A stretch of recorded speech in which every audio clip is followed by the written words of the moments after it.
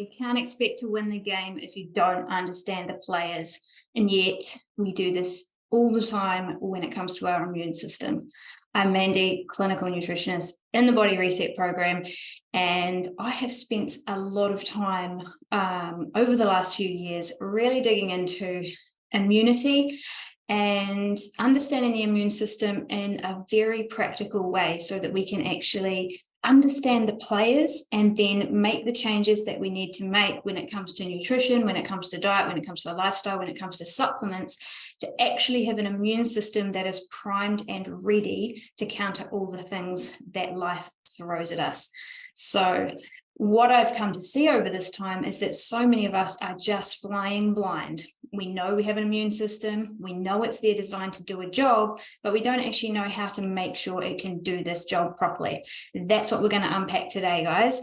I have built this discussion and this training out and done it multiple times for multiple groups of people, and I could talk a long time, usually over an hour and a half or so on this topic. So I'm shortening it down today, but I really want to make this something that you can take a really good roadmap understanding away of what the immune system looks like so that you can know exactly how to support it for you and your family to ultimately not necessarily reduce getting sick, because actually that plays a component in immune function as well, but reducing the severity and the duration of illness. This ultimately results in less time off work, less time off school, and more time spent doing the stuff we want to do. So we're going to zoom out on this whole thing a little bit, and we're going to really look at it from the top down on what actually is the immune system first, then how does it function properly, and then what we need to do to make sure it's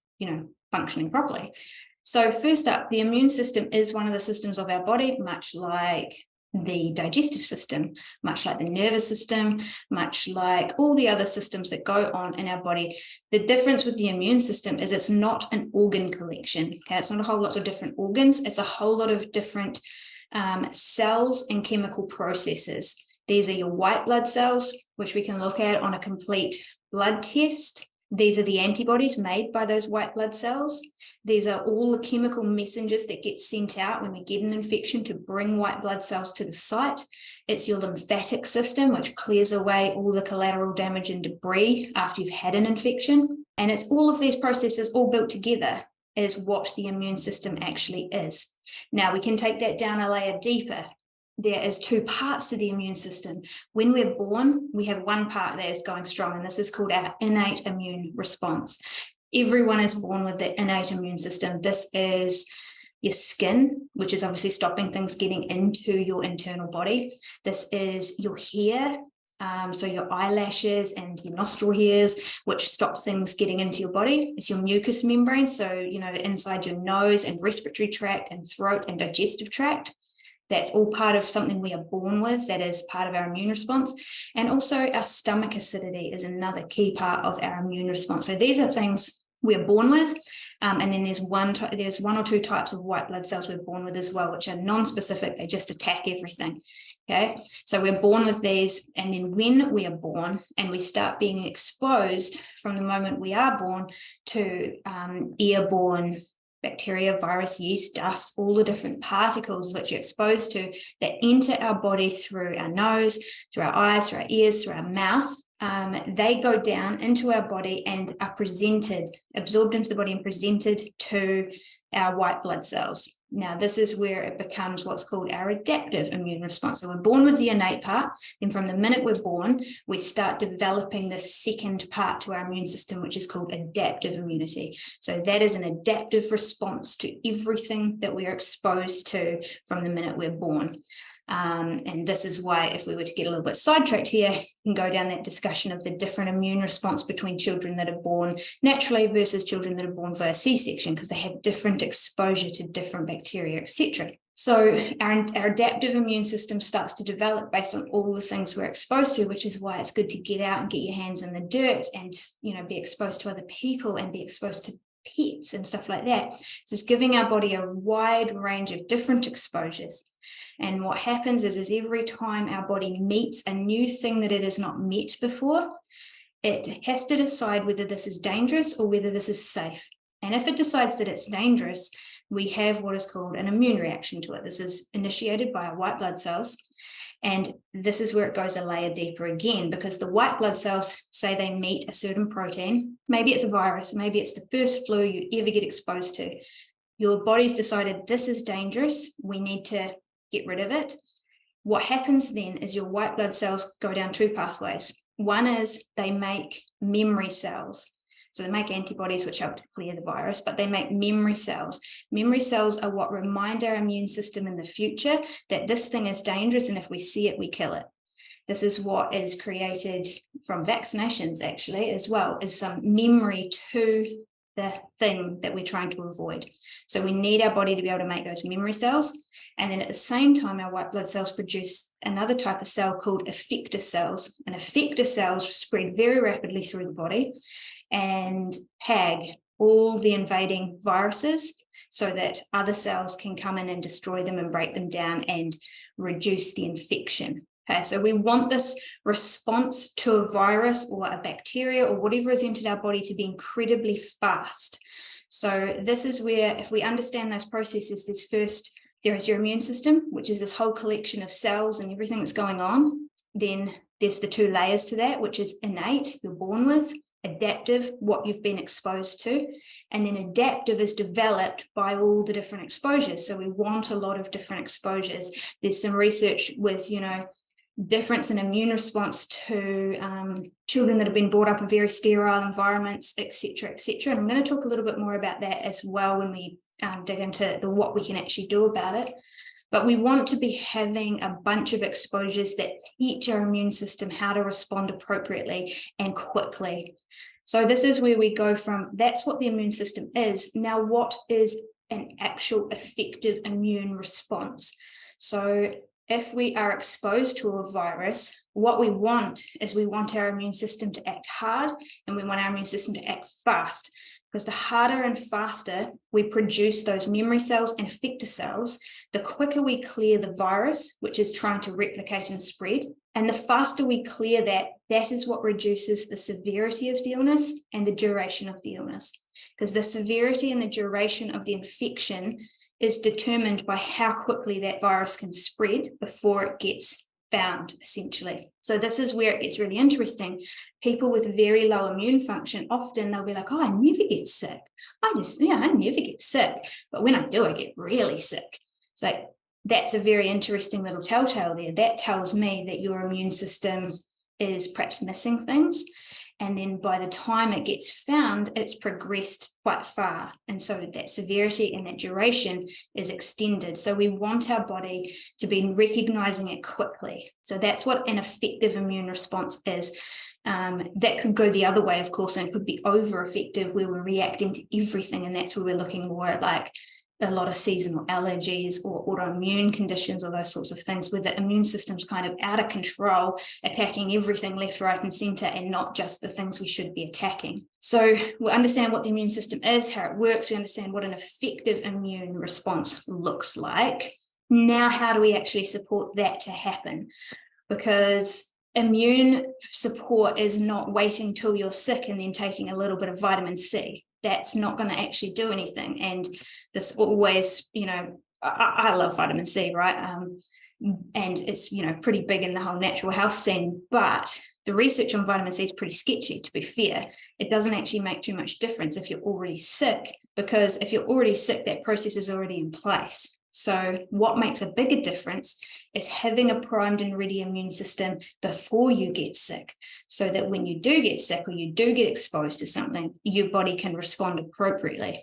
So how do we support a primed and ready immune system? We have actually another training on what to do when you are sick. This one is really, what do we do now? The days are getting shorter, colder.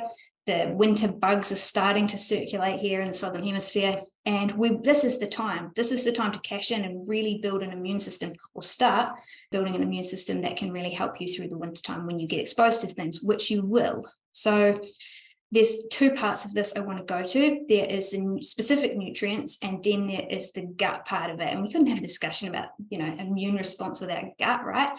So nutrients first, 4 key nutrients, that I want to talk about here: iron, If you are a lady, if you have struggled with anemia in the past, low iron levels, you have to remedy this. Iron is key. Low iron is associated with more illness, particularly respiratory tract infections, etc.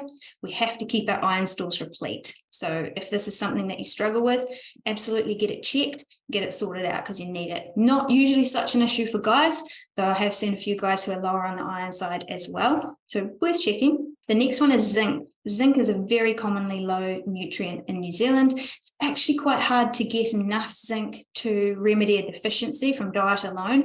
If you're repleting it, you may be able to maintain your levels through diet alone, but if you're deficient, which most people are, you won't be able to fix this without a supplement. So a really good zinc supplement can help. Zinc is needed in all of the chemical processes required throughout that effective immune response. So from the white blood cells moving to the location where the virus or bacteria is, to them being able to recognize it, to them being able to replicate and produce those memory and effector cells, etc. So what we would see is someone who is nutrient deficient is they might have an immune response initially, or they might get sick.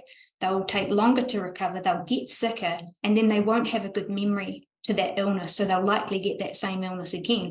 Where someone who has a lot of good nutrient levels, they might get sick, probably duration will be less, probably severity will be less, and next time they're exposed to that virus, they may not get sick at all. So having a really well replete nutrient levels is really, really important. And zinc's one that I just see low all the time. Most people probably need a little bit of supplementation with that one. Vitamin A is the next one. Vitamin A also quite often low. We don't get a lot of this in our diet. We get a lot of beta carotene, which is the the color in like carrot, capsicum, pumpkin, etc. This can be converted into vitamin A in the body, but is not very efficiently converted. And some people don't convert that well at all. But vitamin A is really, really important for your mucous membrane, so your respiratory tract and your digestive tract, and it helps to build that mucus layer up so that that mucus layer is acting really well and protecting your body from the inside out, outside in. So vitamin A, really, really key, particularly for people that have a lot of sinus issues. So if you're someone that has a lot of hay fever or seasonal allergies or sinus infections, you need to be paying attention to your vitamin A levels. And then the last one here is your vitamin D. Vitamin D is, we get it from the sun. In the wintertime, we do not get enough of it from the sun. And in New Zealand in particular, in the wintertime, your levels are going to drop. Now, through COVID, this was really looked at a lot, and it was noticed that people that had lower vitamin D levels tended to get sicker and stay sick for longer. So keeping your vitamin D status up is really, really important for helping to avoid getting sick, and then if you do get sick, not staying sick for so long. So that's the 4 key nutrients that we really need to pay attention to. Iron, ladies, if you are anemic, zinc for everyone, vitamin A for everyone, and especially if you have respiratory based stuff, and then vitamin D again for everyone. You need to be paying attention to that one. So we've got the supplement side of it, we've got the nutrient side of it, there's dietary stuff in there as well, which I'm not going to go into right now, but there is another component, and that is our gut. Now, why the gut is so important here is that the bacteria in our gut play a very, very important role in teaching our immune system how to react appropriately and what to react to. So there's a really interesting study done. There's been quite a few of these, but this one in particular, where they got germ-free mice, so mice in the laboratory setting where they've been, they had no microbiome. Then they exposed these mice to an infection of some description alongside mice that did have a microbiome. And then they watched what the reaction was. Now, what occurred with these germ-free mice was they didn't get sick initially, but then by the time they realized that they were sick, they were so sick, and a lot of them actually died. So what happened there is that because there was no gut bacteria to warn the immune system that this isn't okay, the body let it go too far before it clicked. Actually, that's not good. And by then, the virus had spread too much, and the illness was pretty severe, and it killed a lot of the mice. Now, if we put this into human setting, what we do with our gut bacteria is really important, because we want to be having and encouraging a gut microbiome that is diverse and healthy, so that when we are exposed to viruses that we breathe in, that get into our body in all different ways, our immune system is there, our gut microbiome is there helping teach our immune cells, that's a good one, that's a good one, no, we need to deal with that one. And they actually have these messengers which communicate with our body, which is so freaking cool, to tell our body, deal with that real quick. So looking after our gut microbiome, and this looks like a bunch of things. This could be taking a probiotic. This could be looking at, getting in some fermented foods. It could be looking at getting in adequate fiber, which feeds our good gut bacteria, keeping the sugar down, which feeds the not so good bacteria, keeping alcohol intake low, which is just not great for your gut microbiome, and really keeping your antibiotic use to a minimum and where it is most required. You've heard me say it before, antibiotics are life-saving medication, but when used too frequently, they do create issues in the gut, potentially reducing our ability to fight off an infection later on, because if we wipe it out, it's not there to help educate and train our immune response for later times. So looking after our gut bacteria is as key as looking after our nutrient levels. So those are the things that we can do as we look ahead, as we look into winter. Address the nutrients, make sure your diet is rich in those things. And if not, which a lot of people might not be enough, even if you're eating really good, look at some really good quality supplements to get those needs up.